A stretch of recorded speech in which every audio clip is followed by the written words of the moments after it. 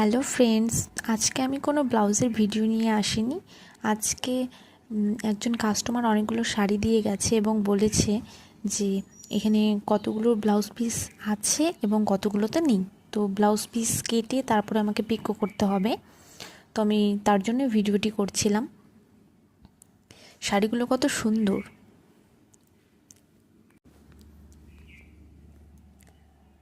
তো সবগুলো শাড়ি দেখে নিচ্ছিলাম, কোনটি ব্লাউজ পিস আছে সেটা কেটে নিচ্ছিলাম, আর যেগুলো নেই সেগুলো পিকো করতে হবে। আর মেন কথা হচ্ছে, কেউ যখন আমাকে দেয় ব্লাউজ বানানোর জন্য একটা বিশ্বাস রেখে দেয় যে না, এর কাছে ব্লাউজটি বানালে আমার ভালো হবে বা ভালো বানিয়ে দেবে। ব্লাউজটি বানানোর পরে যখন সে বলে যে না দিদি ভালো হয়েছে, তখন সত্যিই খুব ভালো লাগে।